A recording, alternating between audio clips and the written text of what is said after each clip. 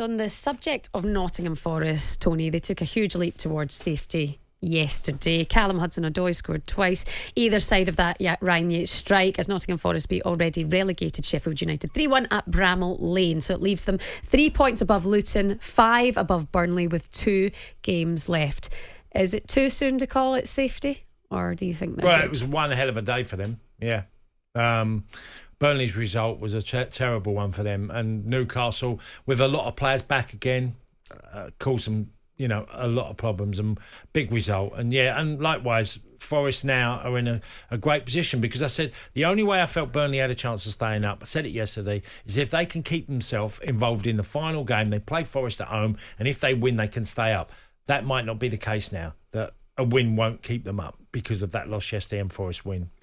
Bit of a bad day. And by the way, I want to give a mention to one player, because we all talk about value for money in football. Callum Hudson-Odoi, $3 million to Forest, okay.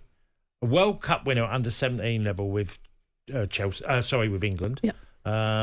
What a turnaround in his career. I remember when he snapped his Achilles tendon and thought, tough gig. A lot of clubs wanted him at one time. Bayern Munich were rumoured to be interested in him. He's gone to Forest, and do you know what? Fair play to him, because his performance levels have been really good in recent weeks, and he looks like he's only 23. Yeah, got still a big future for me. I really look at him and think there's more to come from Callum Hudson-Odoi. He's a finisher. He's got that ability to come in like he did yesterday on his right foot, bends it in the bottom corner. He's one big asset for them. 3 million plus a couple of million add-ons. So Forest done a lot of business. He's up there with the very best. That's a very, very good point. By the way, just Sheffield United, I know we've spoken about it enough times and they're already relegated, but it was the 100th Premier League goal conceded this season, equaling the record set by Swindon Town in the 1993-94 season.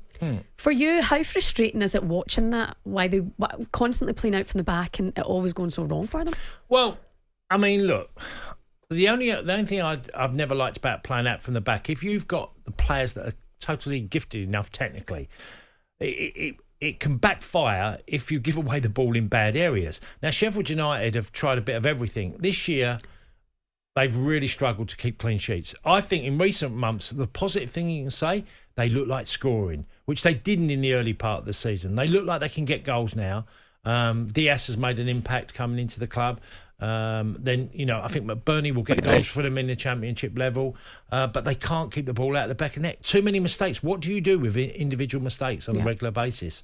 So, really tough year for them.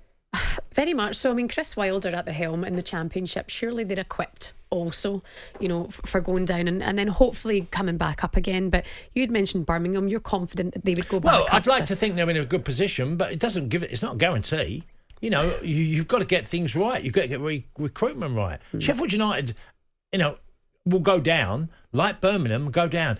There's going to be a lot of change at these football clubs. Now, what you do, the impact you make is recruitment and who you bring in and who you think will benefit the club in many different ways. They've got to have the right mentality to come to the club. Not players who think they're doing you a favour, joining you. Players who really want to be there. And I mean, the first time Sheffield got promoted under Chris Wilder in League One, I watched a lot of their games.